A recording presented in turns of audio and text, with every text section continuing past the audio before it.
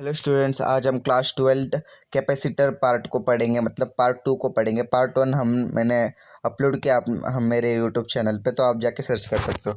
तो कैपेसिटर क्या होता है? जो कि इलेक्ट्रिक एनर्जी को स्टोर कर पाए, उस डिवाइस को हम कैपेसिटर बोलते हैं। जो आप यहाँ पर देख सकते हो आप, ये डिवाइस को हम कैपेसिटर्स बोलते हैं। ये क्या करते हैं? ये इलेक्ट्रिक एनर्जी को स्टोर करते हैं। नेक्स्ट, कैपेसिटर और कैपेसिटेंस के डिफरेंस जानते हैं कि कैपेसिटर क्या होता है, कैपेसिटेंस क्या होता है। कैपेसिटर हम उस डिवाइस को बोलते हैं जो कि इलेक्ट्रिक एनर्जी को स्टोर कर पाए। कैपेसिटेंस हम उसको उसे बोलते हैं जो कि कैपेसिटी हो, कितनी कैपेसिटी है वो इलेक्ट्रिक चार्ज को स्टोर करने के लिए, कितनी कैपेसिटी है उस डिवाइस को, तो उसे हम बोलते हैं कैपेसिटेंस। आप कैपेसिटेंस का फॉर्मूला भी देख सकते हो, C equals to Q by V. C यहाँ पर कैपेसिटेंस है, Q यहाँ पर इलेक्ट्रिक चार्ज है और V पोटेंशियल है, पोटेंशियल एनर्जी। तो इसकी ऐसा यूनिट देखा जाए, यूनिट ऑफ कैपेसिटेंस देखा जाए हम, तो ये होता है कूलम्ब पर वोल्ट। कूलम्ब पर वोल्ट को हम फैराड भी बोलते हैं। Next, capacitance of spherical conductor. अगर स्पेरिकल कंडक्टर है, ये स्पेरिकल कंडक्टर है और इसके अंदर कितना इलेक्ट्रिक चार्ज हम स्टोर कर सकते हैं या फिर इसकी कैपेसिटेंस ढूंढना है, तो हम इस फॉर्मूले को यूज़ करते हैं। C equals to 4 pi epsilon not R। यहाँ पर जो C है वो कैपेसिटेंस है, 4 पाई आपको पता होगा, एप्सिलॉन नॉट यहाँ पर एयर परमिटिविटी है और R जो है, R रेडियस है, उस कंडक्टर का रेडियस है। ये देखो आप यहाँ पर देख सकते हो, रेडियस है। Next, energy stored in conductor. कि कंडक्टर के अंदर कितनी एनर्जी स्टोर है, उसको अगर हमें ढूंढना है या फिर इलेक्ट्रिक पोटेंशियल एनर्जी को हमें ढूंढना है, तो हम इन तीन फार्मूला का यूज़ करते हैं। V U equals to Q square by 2C, या फिर U equals to half Q V, या फिर U equals to half C V square. यहाँ पर Q जो है, Q इलेक्ट्रिक एनर्जी है, इलेक्ट्रिक एनर्जी, और C जो है कैपेसिटेंस है, U यहाँ पर पोटेंशियल एनर्जी है। नेक्स्ट, यहाँ पर V जो है वो वोल्ट है, वोल्ट। नेक्स्ट देखा जाए charge distribution in parallel plates. अगर ये पैरेलल प्लेट्स है, तो इधर इधर कौन सा चार्ज होगा, इधर कौन सा चार्ज होगा, यहाँ पर कौन सा चार्ज होगा, यहाँ पर कौन सा चार्ज होगा, इसके बारे में बात करते हैं। तो यहाँ पर मान लो, यहाँ पर और यहाँ पर एक प्लेट लगा हुआ है, इसके ऊपर Q1 चार्ज है और यहाँ इसके ऊपर Q2 चार्ज है। तो इस साइड पे, इस एक्सट्रीम एंड पे या फिर एक्सट्रीम आउटसाइड पे, यहाँ पर या फिर यहाँ पर सेम चार्ज आएंगे। कौन से चार्ज आएंगे, चलो देखते हैं। तो यहाँ पर और यहाँ पर सम ऑफ चार्जेस डिवाइडेड बाई 2। हम यहाँ पर टोटल चार्ज निकाले, इसका और इसका सम कर दे और डिवाइडेड बाई 2 कर दे, तो यहाँ पर हमें पता चलेगा कि यहाँ पर और यहाँ पर कितने चार्ज आएंगे। और अंदर आपको हमें माइनस करना है, मतलब ये जो चार्ज है, रुको यहाँ पर क्लियर कर देते हैं। ये जो चार्ज है, अगर हमें अंदर के साइड निकालना है, तो हमें क्या करना पड़ेगा, जस्ट सिंपल इस चार्ज को इस चार्ज से माइनस कर दे, तो हमें इसके अंदर का चार्ज मिल जाएगा। ऐसे सेम टू सेम यहाँ पर भी इस चार्ज से इस चार्ज को माइनस कर दे, इन दोनों को माइनस कर दे, तो हमें अंदर वाला चार्ज मिल जाएगा। नेक्स्ट देखा जाए तो कुछ पॉइंट्स पढ़ लेते हैं। Plates facing each other have opposite charge. मतलब जो ये प्लेट्स हैं, इनके पास अपोजिट चार्ज होना चाहिए। मतलब यहाँ पर मान लो प्लस है, तो यहाँ पर माइनस होना चाहिए। Next, area of both plate must be same, may be shape be different. यहाँ पर जो ये जो दो पैरेलल प्लेट्स हैं, इनके एरिया जो है, एरिया सेम होना चाहिए, चाहे शेप जो डिफरेंट हो जाए। चाहिए देखो, ये रेक्टेंगल है, यहाँ पर सॉरी रेक्टेंगल है और यहाँ पर ट्रायंगल हो इसका शेप, और एरिया दोनों सेम हो, तो हम इन दोनों को पैरेलल प्लेट के जैसे ले सकते हैं। Next, distance between the plate should be very small that equals to infinity size. मतलब इन दोनों के बीच में का डिस्टेंस, यहाँ से लेके यहाँ तक का डिस्टेंस बहुत छोटा होना चाहिए। इतना छोटा होना चाहिए कि ये हमें बहुत ही बड़े दिखे, ये प्लेट्स हमें बहुत ही बड़े दिखे, मतलब डिस्टेंस बहुत ही ज़्यादा छोटा होना चाहिए इन दोनों के बीच में। नेक्स्ट देखा जाए कैपेसिटेंस ऑफ पैरेलल प्लेट्स। अगर ये देखो यहाँ पर इस प्लेट्स के कैपेसिटेंस, मतलब कितना कैपेसिटी है इसको इलेक्ट्रिक चार्ज को स्टोर करने की, उसकी बात करें, उस फॉर्मूले की बात करें, तो वो फॉर्मूला निकल के आता है C equals to epsilon not A divided by D। ये देखो यहाँ पर इसकी अगर कैपेसिटी बात करें, कैपेसिटेंस की बात करें, कितना इलेक्ट्रिक चार्ज को स्टोर कर सकता है, तो वो किसके इक्वल हो जाएगा, epsilon not into A divided by D. मतलब एप्सिलॉन नॉट यहाँ पर एयर परमिटिविटी है, और ये ए जो है, ये एरिया है, इस प्लेट की एरिया है, और डी जो है डिस्टेंस है, इन दोनों के बीच में का डिस्टेंस डी है। तो नेक्स्ट यहाँ पर देखा जाए, इसकी पोटेंशियल एनर्जी देखी जाए, इस कंडक्टर की पोटेंशियल एनर्जी अगर हमें ढूंढना है, तो V equals to E D. Formula V equals to E D निकल के आएगा। और E जो है वो इलेक्ट्रिक फील्ड है, D है वो इन दोनों के प्लेट्स के भी डिस्टेंस है, इन दोनों के प्लेट्स का डिस्टेंस है। Next energy density of a electric field.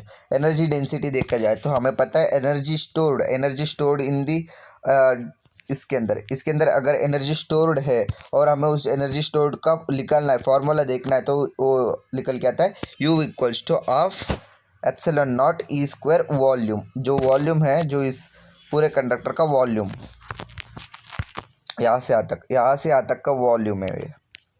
Next हमें पता है एनर्जी डेंसिटी क्या होता है, U बाई वॉल्यूम होता है, पोटेंशियल बाई वॉल्यूम। तो potential by volume real definition या फिर रियल फार्मूला यहाँ पर है, potential by volume equals to half epsilon not E square, half epsilon not E square. ये यहाँ पर इलेक्ट्रिक फील्ड है, वॉल्यूम आपको पता है इसकी वॉल्यूम है। और नेक्स्ट एप्सिलॉन नॉट की वैल्यू आप सबको पता है। नेक्स्ट देखा जाए फोर्स बिटवीन इन दोनों पैरेलल प्लेट्स जो है, इनके बीच में का फोर्स कितना फोर्स है, तो उसे हम ड्यून निकाल सकते हैं इस फॉर्मूला के मदद से। F equals to Q square by 2 epsilon not A. यहाँ पर Q जो है वो इलेक्ट्रिक एनर्जी है, A जो है वो एरिया, उस प्लेट का एरिया, और यहाँ पर एप्सिलॉन नॉट ये जो है एयर परमिटिविटी है। नेक्स्ट स्पेरिकल कैपेसिटर और सिलेंड्रिकल कैपेसिटर आपको ज़्यादा आज तक नीट में नहीं पूछा गया, पर देख सकते हो आप इसका डायग्राम, क्या पता पूछ ले। तो यहाँ पर ऐसा होता है, कैपेसिटर दो कॉन्सेंट्रिक सर्कल होते हैं, एक अंदर और एक बाहर। अंदर वाले स्पेयर के अंदर पॉजिटिव चार्ज होता है, ओके, अंदर वाले स्पेयर के अंदर पॉजिटिव चार्ज होता है, और आउटर वाले स्पेयर के अंदर, ये तो बाहर था, ये अंदर वाले स्पेयर के ऊपर पॉजिटिव चार्ज होता है, और बाहर वाले स्पेयर के अंदर नेगेटिव चार्ज होता है। तो इलेक्ट्रिक फील्ड कुछ ऐसे फ्लो करता है। तो आपको पता चल गया होगा कि ये क्या है। और इसका कैपेसिटी की बात कर ले, इसकी कैपेसिटेंस की बात कर ले, कितना इलेक्ट्रिक चार्ज को स्टोर कर सकता है, वो इस फॉर्मूले से ढूंढ निकाल सकते हैं हम।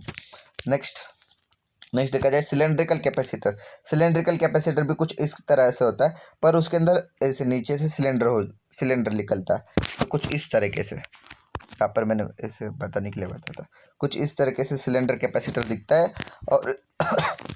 और इसकी कैपेसिटी की बात करें या कैपेसिटेंस की बात करें तो इस फॉर्मूले से निकाल सकते हैं।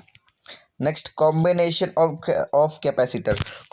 ऑफ कैपेसिटर में दो टाइप्स हम पढ़ेंगे, सीरीज और पैरेलल। सीरीज में क्या है कि ये एक ही सीरीज में हम इसे अटैच करते हैं, एक ही सीरीज में, ओके।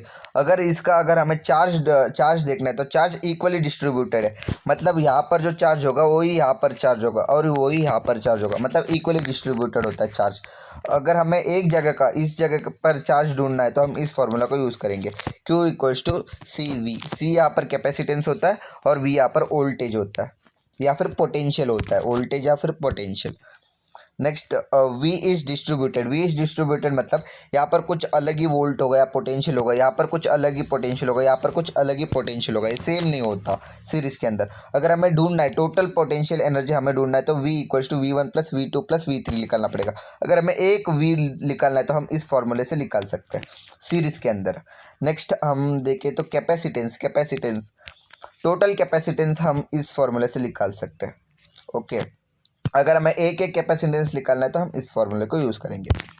नेक्स्ट स्पेशल केस देखा जाए, स्पेशल केस क्या है, और मैंने यहाँ पर लिख दिया आपके लिए एकदम स्मॉलली या फिर इजीली लिख दिया हमने यहाँ पर सारे formulas. Next for 2 capacitor C1 and C2 in series, यहाँ पर तो 3 कैपेसिटर, अगर 2 कैपेसिटर ही लगे होते तो हम डायरेक्टली इस फॉर्मूले को यूज़ कर सकते हैं आप। Next if n capacitor of equal capacitance C are connected in a series, अगर मान लो यहाँ पर एक सीरीज है, इस सीरीज के अंदर हमने इक्वल कैपेसिटेंस C ऐसे इक्वल कैपेसिटेंस हमने लगा दिए, तो हम डायरेक्टली उसे उस कैपेसिटेंस को हम डायरेक्टली ढूंढ सकते हैं, टोटल कैपेसिटेंस को। कैसे? C डिवाइडेड बाय कितने C हमने लगाया, C मतलब कैपेसिटेंस की वैल्यू या फिर मैग्नीट्यूड कितनी है, और डिवाइडेड बाय कितने कैपेसिटेंस हमने लगाया, n कैपेसिटेंस, ओके। ये बस सीरीज में चलेगा, पैरेलल में नहीं चलेगा। अभी नेक्स्ट पैरेलल देखते हैं, parallel combination of capacitance. Parallel combination मतलब पैरेलल में हम कुछ ऐसे लगाते हैं कैपेसिटेंस को, यहाँ पर इसके अंदर देख लेते हैं। नेक्स्ट इसके अंदर जो है पोटेंशियल एनर्जी सेम होता है या फिर वोल्ट सेम होता है, वैसे ही यहाँ पर हमने सीरीज में देखा था, यहाँ पर इलेक्ट्रिक चार्ज या फिर चार्ज सेम होता है, पर यहाँ पर पोटेंशियल सेम होता है और चार्ज डिस्ट्रीब्यूटेड होता है। चार्ज को कैसे कैलकुलेट करेंगे, टोटल चार्ज को हम बस सिंपली ऐड कर देंगे। अगर हमें एक चार्ज को निकालना है तो ऑब्वियसली हम इसी फॉर्मूले को यूज़ करेंगे, Q equals to CV। Okay, next हमें कैपेसिटेंस को निकालना है तो सीधा सीधा हम ऐड कर देंगे। तो स्पेशल केस देखा जाए इसके अंदर, अगर इसके अंदर n capacitors of equal capacitance in parallel लगे हो, मतलब कुछ इस तरीके से ऐसे ऐसे ऐसे ऐसे ऐसे ऐसे लगे हो, अगर कैपेसिटेंस हर जगह पे ऐसे n नंबर ऐसे ही n नंबर तक कैपेसिटेंस लगे हो, ये C1 हो गया, ये C2 हो गया, ये C3 हो गया, ये Cn तक हो गया, तो इसको अगर हमें टोटल कैपेसिटेंस निकालना है तो हम इज इक्वल्स टू C/n, मतलब कैपेसिटेंस की वैल्यू डिवाइडेड बाई कितने कैपेसिटेंस हमने लगाए। तो ये कैपेसिटेंस कब यूज़ होगा, ये देखो ये वाला फॉर्मूला, सॉरी यहाँ पर हम डिवाइड नहीं करेंगे, n को मल्टीप्लाई कर देंगे, सॉरी मैंने सीरीज का बता दिया, total capacitance into n into C, तो इस फॉर्मूला को यूज़ करेंगे। ये नहीं, ये सीरीज़ के लिए, ये सीरीज़ के लिए, ये पैरेलल के लिए। ओके, ये पैरेलल के लिए हम क्या करेंगे, अगर ये कैपेसिटेंस सेम होना चाहिए, सब इसके लिए कैपेसिटेंस सेम होना चाहिए, मतलब C1 कुछ और C2 कुछ और, ऐसे नहीं होना चाहिए। C1 is equals to C2 और C2 इक्वल्स टू C3, मतलब सब इक्वल होना चाहिए, तब हम डायरेक्टली ये वाला शॉर्टकट यूज़ करके हम निकाल सकते हैं। तो thank you guys, next video में हम कुछ और नया लेसन पढ़ेंगे। आज के लिए इतना ही।